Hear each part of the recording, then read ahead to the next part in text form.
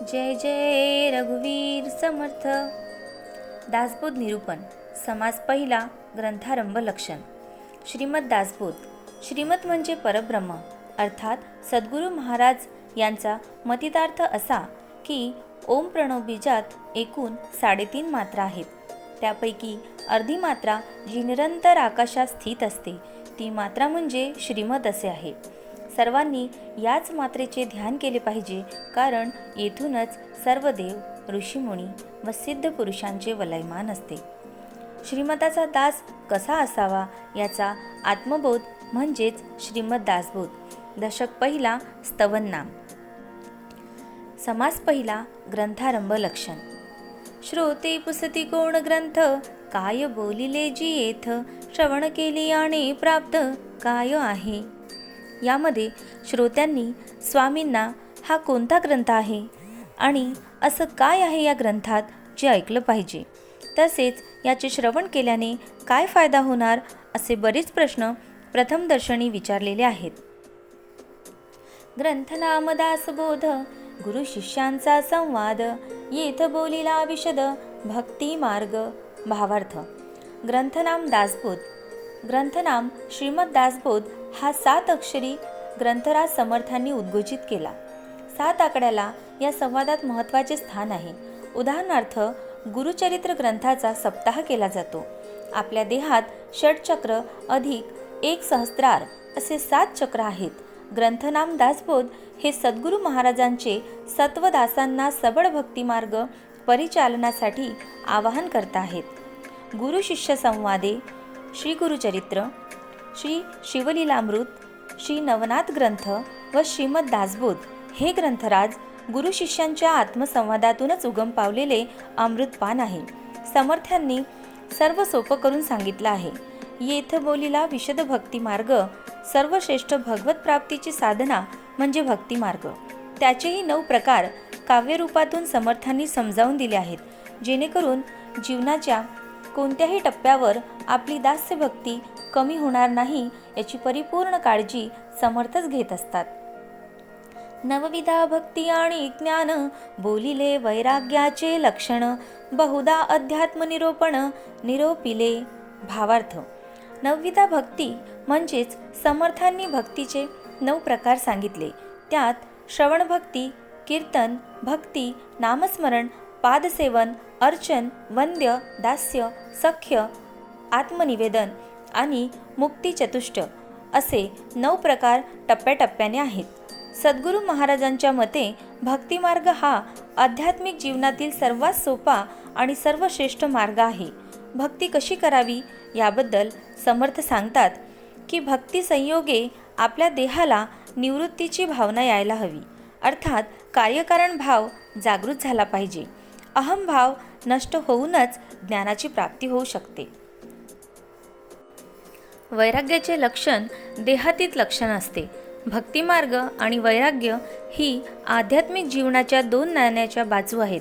एक जरी सक्रिय नसेल तर जीवन लंगडे आहे. समजा, मग आपण किती दूर धावू शकणार हे समर्थच ठरवतील. आध्यात्मिक बीजाचे विशालकाय वटवृक्षात रूपांतर होण्यासाठी भक्तिमार्ग परिपक्व हवा. ज्ञानाच्या तेजातून वैराग्य प्राप्ती समर्थ करून देतात. ह्याच तत्वांचा परामर्श कसा घ्यायचा ह्यासाठी श्रीमद दासबोध ग्रंथराज हृदयात फुलायला हवा. भक्तीचे न योगे देव, निश्चये पावती मानव, ऐसा आहे अभिप्राव ये ग्रंथी. भावार्थ. दासबोध ग्रंथामध्ये समर्थ सांगतात, देवाची योग्य भक्ती जर केली तर देवाची निश्चितच प्राप्ती होते. यासाठी देहामध्ये अंतरीच्या आत्म्याचे अधिष्ठान हवे, जे निर्गुण निराकार आहे. जोपर्यंत पशुवृत्तीतून आपण मानवतावादी होत नाही तोपर्यंत मानवतावादी जीवातून आपण आत्मसाधक होऊन तत्व मार्गक्रमण करत नाही, आणि जोपर्यंत आपण दत्तसाधक होऊन दत्त तत्व दास्यभक्ती करत नाही तोपर्यंत आपला उद्धार या जगात अथवा या ब्रह्मांडात कोणीही करू शकणार नाही. आपल्या नीतिमत्तेचे व चारित्र्याचे गॅरंटी कार्ड जोपर्यंत सद्गुरू महाराज होत नाहीत तोपर्यंत सात्विक शक्तिवलय आपलं काहीही ऐकणार नाही, ही गाठ मनाला बांधून घेता आली पाहिजे. मुख्य भक्तीचा निश्चयो, शुद्ध ज्ञानाचा निश्चयो, आत्मस्थितीचा निश्चयो, बोलीला असे. भावार्थ. मुख्य भक्ती, शुद्ध ज्ञान आणि आत्मस्थिती हे किती महत्त्वाचं आहे याविषयी सविस्तरपणे ग्रंथामध्ये समर्थांनी सांगितलं आहे.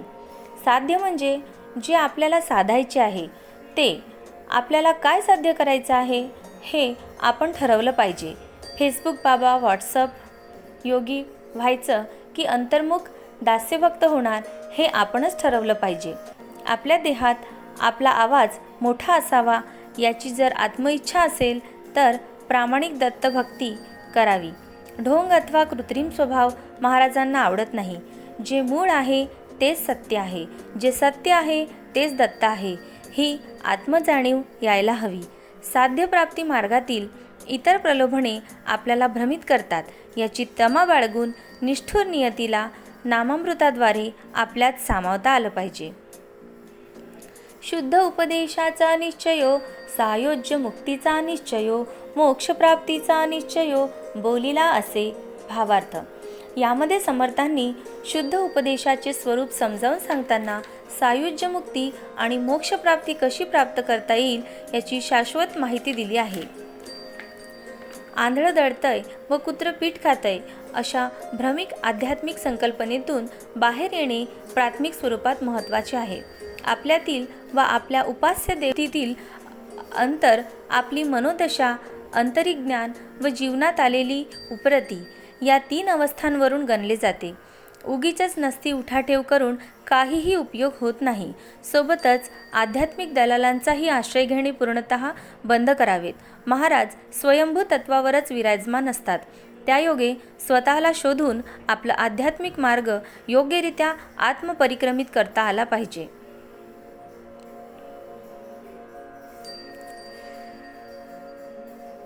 शुद्ध स्वरूपाचा निश्चयो, विदेह स्थितीचा निश्चयो, अलिप्तपणाचा निश्चयो, बोलीला असे. भावार्थ. इथे समर्थ शुद्ध स्वरूप, विदेही अवस्था आणि निसंगपणा, विरक्ती याबद्दल सविस्तरपणे सांगतात.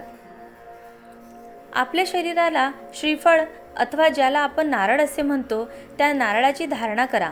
स्वदेह श्रीफळ आहे अशी प्रबळ कल्पना करा. या नारळातील अंतर्भूत परिस्थितीची तुम्हाला ओळख होण्यास सुरुवात होईल. ज्याप्रमाणे नारळात खोबऱ्याची जलाने भरलेली वाटी असते व ती आतून नारळाला चिकटलेली असते, त्याचप्रमाणे आपलं शरीरही आतून विषय विकारांना चिकटले आहे अशी जाणीव होते. त्या अर्थी आपल्यातील चांगले व वाईट गुण आपल्या नजरेसमोर येतात. नारळातून चिकटलेल्या वाटीला अर्थात नश्वर शरीराला आतून चिकटलेल्या वासनारूपी चित्ताला सर्व बाजूंनी वेगळं करण्याचा प्रयत्न करा. त्यासाठी दैनंदिन नामस्मरणाचा आधार घ्यावा लागतो. अशी प्रबळ धारणा करा की सर्व चित्तवृत्ती एका जागी हृदयात एकवटलेली आहे. ज्याप्रमाणे नारळातील वाटी सुकल्यानंतर ती परत कधी आतून नारळाला चिकटत नाही, स्वतंत्र असते, मुक्त असते, त्याचप्रमाणे माझा नाशवंत देह संसारात असूनही मी संसारापासून अलिप्त आहे, अंतर्मुखी हृदयस्थित सद्गुरूला शरण आहे आणि महाराज कधी मला या परत वासनारूपी देहाला चिकटू देणार नाहीत. मुख्य देवाचा निश्चयो, मुख्य भक्ताचा निश्चयो, जीवशिवाचा निश्चयो, बोलीला असे. भावार्थ. यामध्ये समर्थांनी सर्व देवांचा देव कोणता, तसेच उत्तम भक्त कोण आहे, जीव आणि शिव यांचे स्वरूप काय आहे हे सांगितलं आहे. मानवी देह भगवंताने अस्तित्वात आणलेले एक आत्मिक साधन आहे. मानवी देहाइतके अनमोल आणि स्थूल बुद्धीच्याही पलीकडील आत्मतत्व जाणून घेण्याचे साधन संग्रह या ब्रह्मांडात नाही. या अभिव्यक्तीची परिकल्पना जर मनुष्याला आली तर जीव आणि शिव यातील मतांतर आणि चरित्रखेद नक्कीच कमी होईल आणि याच जन्मात आपण आत्मसाक्षात्काराच्या उंबरठ्यावर जाऊन पोहोचू. मुख्य ब्रह्माचा निश्चयो, नाना मतांचा निश्चयो, आपण कोण हा निश्चयो, बोलीला असे. भावार्थ. इथे समर्थ सर्वोत्तम ब्रह्म कसे तसेच अनेक प्रकारची मते आणि मतांतरे कोणती आणि खरा मी कोण या सर्व विषयांचे स्पष्ट, स्वच्छ, सरळ आणि निसंशय स्वरूपात वर्णन करतात. आध्यात्मिक प्रवास पायऱ्या पायऱ्यांचा अध्यात्माचे मार्गावर आत्मक्रमण करावयाचे असेल तर समर्पण ही पहिली पायरी आहे. पुढील पायऱ्यांकडे आणि त्यांच्या संख्येकडे मान वर करून पाहिलं तर आपण पहिल्या पायरीवरूनच माघारी फिरू. म्हणून पुढील पायऱ्यांची ओळख ही आत्ताच नको. त्या मार्गावर चालता चालता, चढता चढता हळूहळू होईल. कधीकधी तर असेही वाटेल की आताच मी पहिल्या पायरीवर होतो आणि आताच बऱ्याच पायऱ्या चढून आलो. हे अकल्पित असे काय? याचं उत्तर एकच, सद्गुरू मार्ग खरोखर कल्पनेपलीकडील आहे. सद्गुरू महिमा अगाध आहे. मुख्य उपासना लक्षण, नाना कवित्व लक्षण, नाना चातुर्य लक्षण बोलिले असे. भावार्थ. यामध्ये उपासनेचे मुख्य लक्षण, नाना प्रकारच्या काव्यांची लक्षणे, नाना प्रकारच्या चतुरपणाची लक्षणे स्पष्ट केली आहेत. जसे की अनुशासनप्रिय श्री दत्त महाराजांच्या उपासनेत शिस्तपालन हा सात्विक आचरणाचा अविभाज्य घटक आहे. संबंधित स्वामी शिस्त आपल्या जीवनातील मानसिक व बौद्धिक त्रुटी शमन करून एक आध्यात्मिक परिपक्वता विकसित करते. त्यायोगे आपण आपल्या जीवनातील भूत, वर्तमान व भविष्यात घडणाऱ्या सर्व गोष्टींचे आत्मविश्लेषणात्मक तत्वावरून सहजच आकलन करू शकतो. त्या अर्थी आपल्या जीवनाच्या पुढील पायवाटा अधिक स्पष्ट व हेतुसाध्य विकसित होतात. आध्यात्मिक शिस्तबद्ध आचरणाने आपल्या आत्मसन्मानात भरीव व असाधारण वाढ होते. याचे परिणामस्वरूप आचरणातून आपल्या सहज प्रतिबिंबित होते. मायोद्भवाचे लक्षण, पंचभूतांचे लक्षण, कर्ता कोण हे लक्षण बोलिले असे. भावार्थ. मायेच्या उत्पत्तीचे लक्षण, पंचमहाभूताची लक्षणे आणि कर्ता कोण याची लक्षणे कोणती याचे वर्णन आहे. तीळ मात्र देहसुखासाठी संसाराच्या रहाट गाडग्यातून दैनंदिन स्वरूपात अतोनात कष्ट भोगत जीवनाच्या अंती उकिरडावर गतप्राण झालेल्या व संबंधित परिवारासाठी झिजलेल्या सांसारिक मानवाची श्मशान राख चार भिंतींच्या घरातही प्रवेश करू शकत नाही. नरकरूपी संसार सागराच्या भौतिक झाडावर चढणारे भोगी व्यक्तित्वाचा अंत हा नरकात पडूनच होतो. नाना किंत निवारिले, नाना संशयो छेदिले, नाना आशंका फेडिले, नाना प्रश्न. भावार्थ. दासबोधात अनेक शंकांचे निवारण आहे. अनेक विकल्पांचे व भ्रमांचे म्हणजे चुकीच्या समजुतींचे निवारण येथे केले आहे. अनेक संशय छेदून टाकले आहे. त्याचप्रमाणे अनेक आक्षेपांना व प्रश्नांना समाधानकारक उत्तरे दिली आहेत. भरकटलेला मानव ज्यावेळी आत्मरत्नांचं गांभीर्य अनुभवण्यास सुरुवात करतो त्याच क्षणी तो वाल्याचा महर्षी वाल्मिकी होतो. आध्यात्मिक दृष्टिकोनातून नाहत नादाचे भावबुद्धी पालटून अनाहत नादात परिवर्तन होते. महाराष्ट्रातील बहुतांशी संत योगीजनांचे आध्यात्मिक परिवर्तन आसक्त भावबुद्धी पालटल्यामुळेच घडते. श्रीराम. ऐसे बहुधा निरोपिले, ग्रंथ गर्भी जे बोलिले, ते अवघेची अनुवादिले, न वचे किंकदा. भावार्थ. दासबोधाची रचना कशी? अशा पद्धतीचे अनेक विषयांचे विवेचन दासबोधात आले आहे. श्रीमद दासबोध या ग्रंथाच्या माध्यमातून समर्थांची स्पष्टीकरण व अभिवचने असूनही लोक मूर्ख व अनधिकृत आध्यात्मिक दलालांच्या व धर्ममार्तंडांच्या मागे धावण्याचा उपहास करतात. आपण आपल्या जीवनात आध्यात्मिक अनुभूती घेण्या हेतूने दुसऱ्या कोणाचाही आधार मर्यादेपेक्षा जास्त घेऊ शकत नाही. आत्मानुभूती ही स्वतःच्याच अनुकरणातून घ्यावी लागते. कारण आध्यात्मिक प्रगतीत व्यक्तित्वाची नाही तर चारित्र्याची गरज असते. जसे दास्य चरित्र कोणाचे अनुकरण अथवा आदर्श मानून मिळत नसतं, ते प्राप्त करण्यासाठी स्वतःला झिजावं लागतं. ग्रंथातूनच सद्गुरू महाराज प्रकट होतात, ज्या अर्थी आपलं बोट धरून ते सांसारिक व आध्यात्मिक जीवनात पदोपदी मार्गदर्शन करतात. तथापि अवघा दासबोध दशक फोडून केला विशद, जे जे दशकीचा अनुवाद ते ते दशकी बोलिला. भावार्थ. संबंध दिवस संबंध दासबोध 20 दशकात विभागला असून प्रत्येक दशकात 10 समास आहेत. प्रत्येक दशकाचा विषय त्या त्या दशकात सांगितला असल्याने सगळा दासबोध स्पष्ट करून मांडला गेला आहे. भक्तिमार्ग कसा ओळखावा व कशा प्रकारे अंतःकरणात रुजवावा ह्याचे बोधक समर्पण मांडण्यात आले आहे. भावार्थ: संबंध दासबोध 20 दशकात विभागला असून प्रत्येक दशकात 10 समास आहेत. प्रत्येक दशकाचा विषय त्या त्या दशकात सांगितला असल्याने सगळा दासबोध स्पष्ट करून मांडला गेला आहे. भक्तिमार्ग कसा ओळखावा व कशा प्रकारे अंतःकरणात रुजवावा याचे बोधक समर्पण मांडण्यात आले आहे. त्यायोगे सांसारिक माणसाला वर्तमान व भविष्यात होणाऱ्या घटनांची पूर्वमाहिती ग्रंथांच्या अध्ययनातून मिळू शकते. नाना ग्रंथांच्या संमती, उपनिषदे, वेदांत श्रुती आणि मुख्य आत्मप्रचिती शास्त्रे सहित. भावार्थ: दासबोधातील विषय विवेचनास अनेक ग्रंथांचे आधार घेतले आहेत. त्यामध्ये उपनिषदे, ब्रह्मसूत्रे आणि वेद हे आधार महत्त्वाचे आहेत. परंतु या शास्त्रप्रचितीबरोबर प्रामुख्याने आत्मप्रचितीचाच म्हणजेच स्वानुभवाचाच खरा आधार घेतला आहे. श्रीमद दासबोध हा ग्रंथ माणसाला संसारातील चतुर व्यवहार ज्ञान व आध्यात्मिक जीवनातील आत्मज्ञान सहज समजावून देणारा ग्रंथराज आहे. त्याचसोबत आध्यात्मिक साधकाला सद्गुरु तत्वाच्या अधीन राहून आपल्या मर्यादेचे परिपूर्ण पालन करून कशा प्रकारे आत्मोद्धार करून घेता येईल याचे मार्मिक व तात्विक विश्लेषण समर्थांनी व्यक्त केले आहे. नाना संमती अन्वये म्हणून मिथ्या म्हणता नये, तथापि ये अनुभवासी ये प्रत्यक्ष आता. भावार्थ: अनेक प्रकारचे आधार घेऊन मांडलेला दासबोधातील विषय खोटा किंवा चुकीचा म्हणता येणार नाही. तरी त्यास खोटा व चूक म्हणणारे निघतात हे प्रत्यक्ष अनुभवास येते. आयुष्यभर दुष्कर्मी उंजळीने आध्यात्मिक जल पिणाऱ्यांना कर्माचा शेवट अवगत नसतो. स्वार्थ साधण्यासाठी होणारी तडफड सहजच आध्यात्मिक चोरांना अनायासे फळते. त्यायोगे अज्ञानी भावनिक मूर्ख लोकांचा गळा कापला जातो.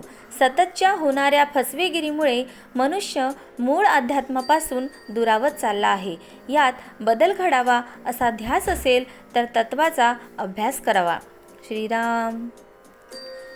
मत्सरे यासी मिथ्या म्हणती, तरी अवघेची ग्रंथ उच्छेदती. नाना ग्रंथांच्या संमती, भगवदान वाक्ये. भावार्थ: मत्सरी माणसे यास खोटा म्हणतील, पण तसे म्हणत असता सर्व थोर आधार ग्रंथांना व प्रत्यक्ष भगवंतांच्या वचनांना अर्थात सगळ्या वेदांत ग्रंथांना खोटे मानावे लागेल हे त्यांच्या ध्यानात येत नाही. मुळात अध्यात्म अगदी सोपे व सरळ आहे. आजच्या धर्ममार्तंडांनी स्वतःच्या मतलबासाठी पुस्तकी ज्ञानाद्वारे मुद्दाम प्रकाशन विस्कळीत आणि अशुद्ध करून घेतलेला आहे, ज्यात अज्ञानी मूर्ख सहज फसतात. यातून बाहेर पडायचं तर तत्व एकमेव आश्रयस्थान आहे. वस्तुतः धर्ममार्तंडांना कोणाचीही आध्यात्मिक प्रगती होऊ द्यायची नाही, कारण ते स्वतः अशुद्ध आणि सडलेले असतात. शिवगीता, रामगीता, गुरुगीता, गर्भगीता, उत्तरगीता, अवधूतगीता, वेद आणि वेदांत, हंसगीता, पांडवगीता, गणेशगीता, येमगीता, उपनिषदे, भागवत.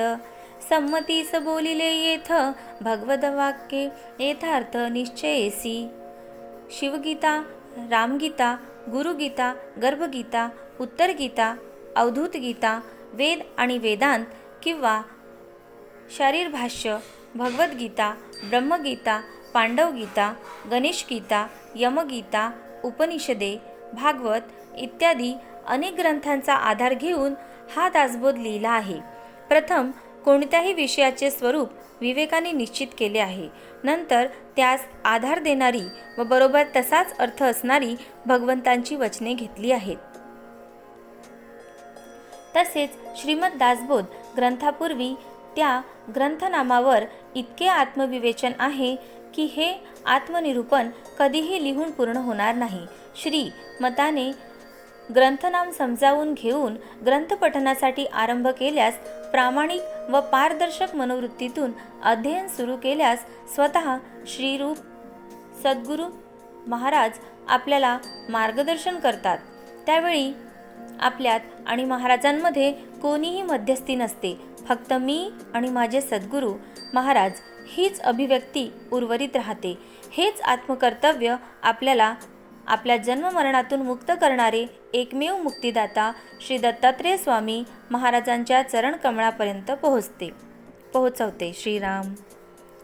भगवद्वचनी अविश्वासे ऐसा कोण पतित असे, भगवदा वाक्य विरहित नसे, बोलिने येथेची. भावार्थ. दासबोधातील विषय प्रतिपादन भगवंतांच्या मतास अनुसरून आहे. भगवंतांच्या सांगण्यावर विश्वास न ठेवणारा असा कोणी शूद्र व हीन माणूस असेल असे वाटत नाही. आपण किती प्रामाणिक व पारदर्शक आहोत या आधारावर आपली आध्यात्मिक प्रगती अवलंबून राहते आणि त्याच आधारावर आपल्याला दत्त महाराज सहकार्य करतात. पूर्ण ग्रंथ पाहिल्या विण उगाच ठेवी जो दूषण, तो दुरात्मा दुराभिमान मत्सरे करी. भावार्थ. शूद्र टीकाकार व त्यांची टीका एखादा ग्रंथ आरंभापासून शेवटपर्यंत न वाचता जो मनुष्य त्याला उगाच नावे ठेवतो तो दुष्टबुद्धीचा असतो. केवळ मत्सराने आपला दुराभिमान, आपली हीन वृत्ती तो प्रकट करतो. आपण सर्वप्रथम काया, मन आणि वाचा शुद्ध व पवित्र ठेवले पाहिजे. त्या योगे आचरणातही सत्वता यायला पाहिजे. अभिमाने उठे मत्सर, मत्सरे ये तिरस्कार, पुढे क्रोधाचा विकार, प्रबळे बळे. भावार्थ. दुष्ट अभिमानाने मत्सर निर्माण होतो. मत्सरातून तिरस्कार प्रकट होतो आणि त्यातून मग तीव्र क्रोधाचा विचार पोसला जातो आणि ह्याच क्रोधामुळे वाईट सवयी जडल्या जातात. जसे की चहाडी करणे, द्रोह, ईर्ष्या करणे, धाडस करणे, इतरांचे धन हिसकावून घेणे, इतरांच्या दोष पाहणे, शिव्या देणे आणि इतरांशी वाईट पद्धतीने वागणे. कोणतीही व्यक्ती कितीही बुद्धिमान असली तरी त्याला कोणती ना कोणती एखादी वाईट सवय अवश्य असते आणि हीच वाईट सवय त्याच्या पतनाचे कारण ठरते. ऐसा अंतरी नासला, काम क्रोधे खवळला, अहंभावे पालटला, प्रत्यक्ष दिसे. भावार्थ. अशा रीतीने ज्यांचे मन विकृत झाले आहे, ज्याच्या अंतर्यामी काम क्रोध खवळलेले असतात, तो केवळ अहंकाराने या नासक्या मनस्थितीला पोचतो असे जगात प्रत्यक्ष आढळते. अहंकाराचे 3 प्रकार असतात. मनुष्य प्राण्यांमध्ये राजसिक अहंकाराचा प्रभाव असतो, कारण तो वासनेतून उत्पन्न होतो. यातून सुटकेसाठी आपण भक्तिमार्गाद्वारे नाम संकीर्तन करत क्रमाक्रमाने अंतःकरणा पायवाटेने दत्त दरबारात स्थित आत्मगुहेतील भगवतमय अंतःकरण सद्गुरू चरण आंतरी धरून पोहोचू शकण्यात तत्पर असल्यास दास्य भक्तीतील मुक्ती नामधारणा फार अंतरावर नाही. ते तर महाराज स्वतःहून अनुग्रहाच्या माध्यमातून संबंधित साधकाच्या अभिव्यक्तीला परिचालित करतात. कामक्रोधे लिथाडिला, तो कैसे म्हणावा भला, अमृत सेवितांच पावला, मृत्यू राहो. भावार्थ. जर कामक्रोधांनी एखादा माणूस बरबटलेला असेल तर तो चांगला असूच शकत नाही. काम, क्रोध, मोह, अहंकार आणि लोभ हे माणसाचे शत्रू आहेत. या सगळ्याचा अतिरेक हा पतनाचा मार्ग आहे. उदाहरणार्थ, राहू वास्तविक अमृत प्याला, मग तो अमर व्हायला हवा होता, पण कामक्रोधांमुळे अमर होण्याऐवजी मरून मात्र गेला. आता असो हे बोलणे, अधिकारा सारिखे घेणे, परंतु अभिमान त्यागणे, हे उत्तमोत्तम. भावार्थ. खरं तर ह्या विषयावर आतापर्यंत खूप बोलणं झालं आहे, त्यामुळे हा विषय बोलणे आता पुरे. म्हणून आता आपल्याला सोसेल, झेपेल आणि समजेल तेवढेच प्रत्येकाने दासबोधातून घ्यायला हवे. परंतु हे सगळे करताना अहंकार बाजूस ठेवणे हेच हिताचे राहील, जेणेकरून सगळ्यात उत्तम जे आहे ते घेता येईल. मागा श्रोती आक्षेपिले, जिये ग्रंथी काय बोलिले, ते सकळही निरोपिले, सकळीत मार्गे. भावार्थ. सुरुवातीला श्रोत्यांनी जो प्रश्न केला होता की या ग्रंथामध्ये नेमके काय सांगितले आहे आणि त्याचे उत्तर हे आतापर्यंत थोडक्यात सांगितले गेले आहे. सांसारिक माणसाला भक्त आणि दास या दोन अभिव्यक्तीतील फरक ओळखणे हेतू समर्थांनी या कल्पवृक्षाची आत्मनिरूपणाद्वारे सुस्पष्ट व अत्यंत सोपी अशी रचना केली आहे. आता श्रवण केली याचे फळ, क्रिया पालटे तत्काळ, सुटे संशयाचे मूळ एकसरा. भावार्थ, दासबोधाचा अभ्यास केला तर काय फळ ते आता सांगतो. अभ्यास करणाऱ्या माणसाचे वागणे एकदम बदलते. त्याचे सारे संशय तात्काळ समूळ नष्ट पावतात. श्रीमद दासबोध या परमतत्वात समर्थांनी कोणाच्या मताने आध्यात्मिक जीवन जगावे हे स्पष्ट केले आहे. श्रीमताने आपलं जीवन योग्य व सुरक्षितरित्या परिपूर्णतेला जाऊ शकते. इतर कोणतेही माध्यम विश्वासू व नीतिमत्तेला अनुसरून आहे याची खात्रीच नाही. मार्ग सापडे सुगम, न लगे साधन दुर्गम, सायोज्य मुक्तीचे वर्म ठाई पडे. भावार्थ, दासबोधाचा अभ्यास केल्याने ईश्वर दर्शनासाठीचा सोपा व सुखाचा मार्ग सापडतो. त्यामुळे परमार्थ साधनासाठी कठीण व कष्टदायक साधनांची जरुरी राहत नाही. सायुज्य मुक्तीचे रहस्य सहजपणे हाती येते. भक्ती मार्ग कसा ओळखावा व कशा प्रकारे अंतःकरणात रुजवावा ह्याचे बोधक समर्पण मांडलेले आहे. श्रीमताने आपलं जीवन योग्य व सुरक्षितरित्या परिपूर्णतेला जाऊ शकते याची शाश्वती आहे. नासे अज्ञान दुःख भ्रांती, शीघ्रचे येथे ज्ञान प्राप्ती, ऐसी आहे फळश्रुती इये ग्रंथी. भावार्थ, या ग्रंथाच्या अभ्यासाचे खरे फळ असे आहे की त्याने अज्ञान, दुःख तसेच खोट्या समजुती ह्या समूळ नाहीशा होऊन आपल्याला चटकन ज्ञानप्राप्ती होते, अशी ह्या ग्रंथाची फलश्रुती आहे. त्यामुळे आपल्या जीवनात आध्यात्मिक अनुभूती घेण्यासाठी कोणाचाही आधार मर्यादेपेक्षा जास्त घेण्याची आवश्यकता नाही. ग्रंथाचे शीर्षक नाम हे संपूर्ण ग्रंथसंग्रहाचे बीजनाम मानले जाते. हे बीज आपल्या अंतःकरणात व्यवस्थित आत्मसात व्हायला हवे. या ग्रंथनाम बीजातूनच महान ग्रंथाचे निरूपण आपण यथार्थ समजावून घेऊ शकतो. योगियाचे परमभाग्य, आगी बाणे ते वैराग्य, चातुर्यकडे यथायोग्य, विवेके सहित. भावार्थ, इथे योगी पुरुष हे वैराग्याला मोठे भाग्य समजतात. ते वैराग्य माणसाच्या अंगी बांधते. त्यामुळे अंतर्यामी विवेक उत्पन्न होतो आणि व्यवहारात चातुर्याने व प्रसंग पाहून कसे वागावे हे समजते. जगात असा कोणताही आनंद नाही जो वैराग्याने मिळवता येत नाही. वैराग्यात परमानंद आणि आनंद आहेच. जसे की कमळ पाण्यात असूनही कोरडेच राहते, त्याचप्रमाणे संसारात राहूनही संसाराला मनात घुसू देता कामा नये. भ्रांत अवगुणी अवलक्षण, तेची होती सुलक्षण, धूर्त तार्किक विचक्षण, समयो जाणती. भावार्थ, भ्रमिष्ठ म्हणजे वेड्या व चुकीच्या समजुती किंवा कल्पना असणारी दुर्गुणी आणि हीन लक्षणी माणसे उत्तम लक्षणी बनतात. दुसऱ्याची लबाडी ओळखण्याची धूर्तता अंगी येते. तर्क चालवता येऊन सूक्ष्म विचार करता येतो. तसेच वेळ प्रसंग जाणता येतो.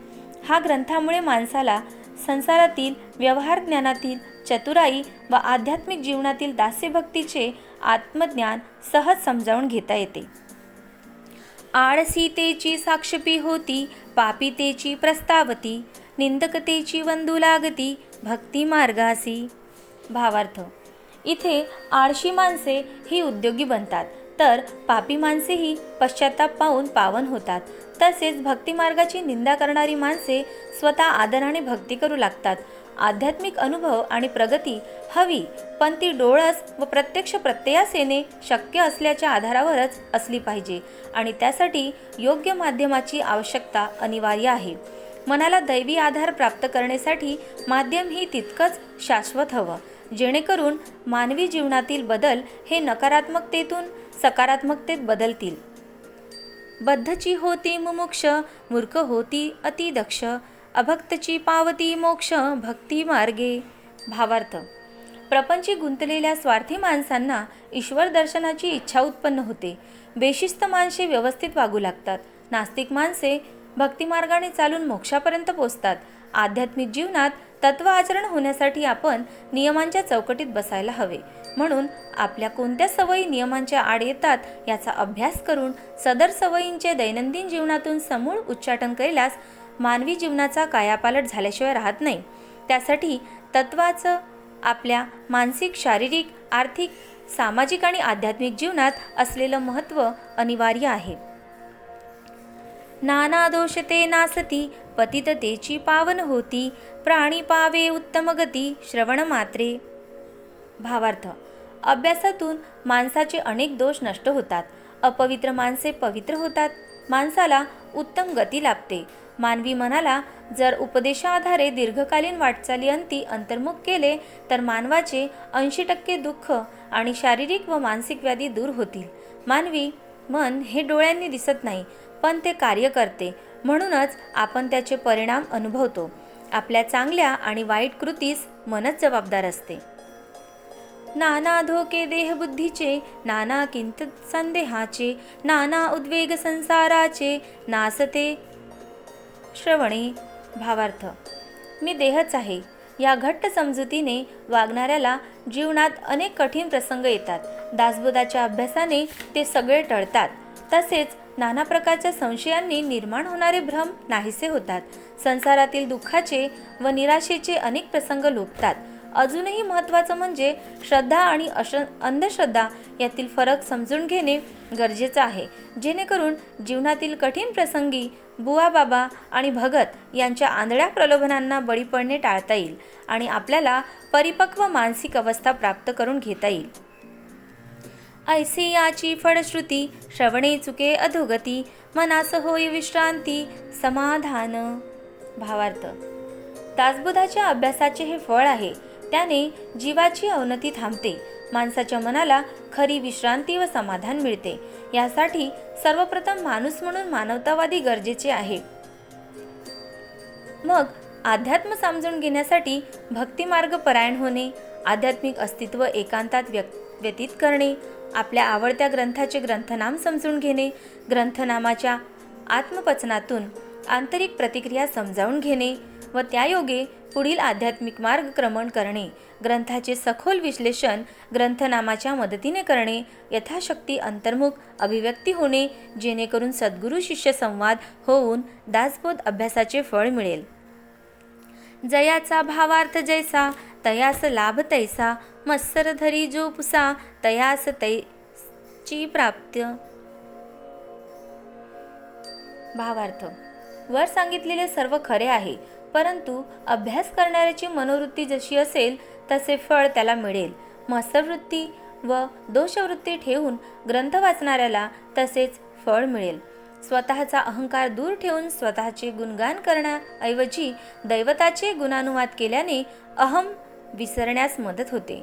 श्रीमतांनी दासबोधात आध्यात्मिक तत्त्वज्ञानाची स्पष्टता व त्यामुळे त्यासंबंधी होणारी निर्णयात्मक भूमिका प्रत्ययास आणून दिली आहे. इति श्री दासबोधे गुरु शिष्य संवादे ग्रंथारंभ लक्षण नाम समास पहिला. श्रीराम.